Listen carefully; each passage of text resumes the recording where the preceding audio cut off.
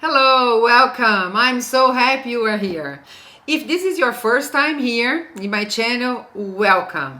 I am Ana Cunha, I'm a business consultant, and I have two segments in this YouTube channel, Life Talk with Ana and Business Talk with Ana.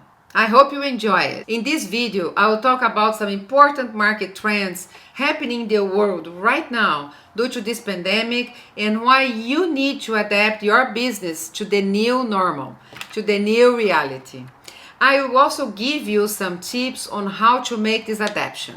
So, since the outbreak of the COVID-19, global consumption was severely disrupted and consumer behaviors changed and is still changing, provoking mega new trends and also new business opportunities. So we need to pay attention to them. Most companies are focused on the economic crisis that this pandemic is causing to us. But I have talked consistently in my videos about the opportunities that this chaos brings to the market. But in order for you to take advantage of these new opportunities, you need to rapidly, and I mean rapidly, adapt your business to this new reality. It is fundamental right now that you adjust your company to the new normal. It's time to do basically two things. Number one, reevaluate and reconfigure your business model. Number two, reassess and identify growth opportunities. There's an excellent article from the Harvard Business School that just came out on the September-October issue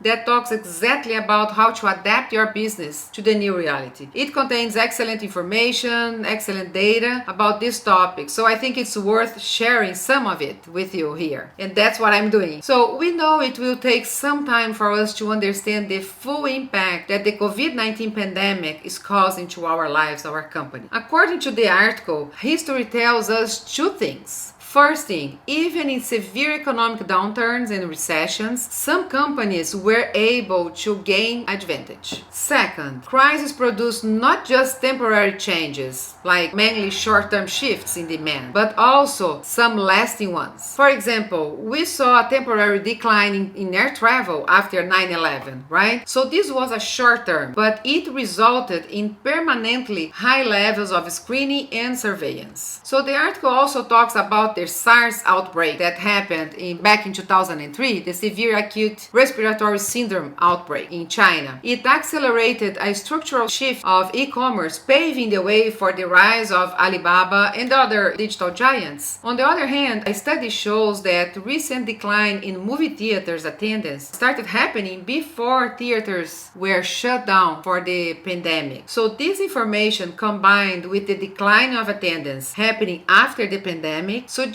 that the shift was, consumer driven. So it's most likely to last, unless there are some innovations in this field. So like I mentioned earlier, consumer habits changed drastically. And with this pandemic, people were forced to unlearn old habits and adopt new ones, right? The article also mentions that study on habit formation that suggests that the average time for a new habit to be formed is 66 days, with a minimum of 21 days. So the lockdown has lasted enough time to drastically change habits that are the foundation of demand and supply. So that means that companies that want to survive and gain market share really need to take an extra effort to innovate and to detect and deeply understanding the consumer behavior changes happening now, so they can identify new business opportunities that will start happening as a result of these changes. So there are two steps that companies need to take. Number one, identify growth opportunities. And number two, reevaluate and make adjustments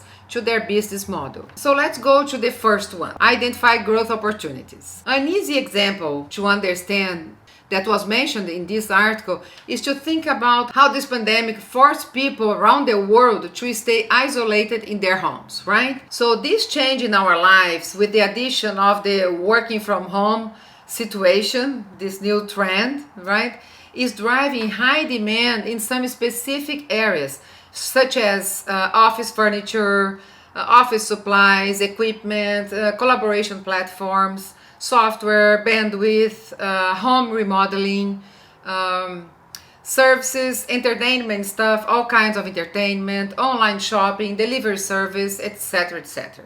At the same time, other areas were highly impacted, like commercial real estate, airlines, hotels, restaurants, any travel related products, right? Or service, events, etc. So start thinking about all change happening in the world right now and seek for opportunities that will come up as a result of these changes. Once you identify opportunities, it's important to evaluate the duration of that new trend. Is it likely to be temporary shift or is it likely to be long term?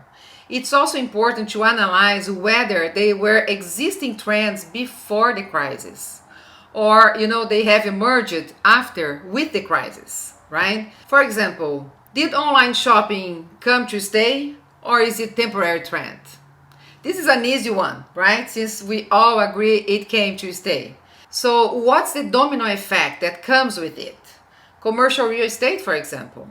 It's being hugely impacted by it, and that's not going to change, right? So the pandemic accelerated some existing trends, like the online shopping, for example. People were already shifting to online shopping way before the pandemic started, right? So retailers need to be very creative and innovative. They need to reevaluate their business. Consumers from now on will expect physical stores to provide attractive social experiences that will be worth visiting. They are not going to go there just to buy the product. When we talk about temporary or permanent shifts, we can say that shifts driven by convenience are more likely to be permanent because people get used to them, right? People are becoming smarter with their time. So things that help consumers to be more productive have great chance to be successful also and to last. Also, consumers are more conscious with how and where they spend their money. So the article also suggests that you should, dive deep into the data. You need to innovate. You need to challenge your ideas and maybe looking from a different angle and take very careful look at the data. When you analyze data, look for surprises. A good exercise for you to practice is to ask yourself few questions like, what are the new products or services that are being launched right now? What are the new customer needs? What are new market trends? Like I mentioned some here. Which companies are doing well? What are they doing different? Why are they doing well, right? How is my company competing in this new reality? What innovations do I need to do in my company? How can I innovate? Do I have resources that I need to innovate? How can I adjust my business model to the new reality? What are the new opportunities out there, in my industry? So answering these questions will help you understand the potential and the opportunities out there. And once you understand it, you'll be able to reevaluate your own business model. And then you make the necessary changes, the necessary adjustments to capture these new opportunities. One thing is fact. You cannot stay where you are today because if you stay, chances are that you won't be there tomorrow. Your company won't survive, unfortunately. There is not one company that's having success right now that didn't take the effort to reevaluate its business model. And you need to do the same. You need to review and reevaluate your business model. And it needs to be shaped on the new demand and supply shifts. It's necessary to make adjustments so your company can survive and expand into this new reality. Also, with the fact that the United States is raising trade barriers, maybe you will need to review your supply chain as well. Like I said before, it's time to review your whole business. So here are a few more questions to help you in this process. Number 1, how can you provide more value to your customers? What are the new customers' needs? Do you need to adjust your products or your services to meet the new demand? Who are your customers? Define them. Who should your company partner with? Should you look for strategic partners? Is it time to do that? Should you expand sales into international markets? Are you already selling online? What's your company's image on the digital world? Do you have a consistent image? Do you have the right suppliers? How can you innovate to stand out from the competition? Do you need to improve your digital presence? So try answering those questions. They'll help guiding you through this process. With the new growth of online shopping, companies are becoming more dependent on the big online platforms like Amazon, Apple, Google, in the US, for example, and others like Alibaba in China or Grab in Singapore. But one thing to remember is that as you partner with these platforms, you also need to develop a very strong digital strategy that will enable your company to innovate and to provide the experience that your customers are looking for when buying online. So that's very important. I like to say that the digital expansion that this pandemic brought to us, to our companies, it opened the gates of the world, which means that companies now are thinking more globally. You have the world in your hands now. They are adopting a global vision, and you should do the same.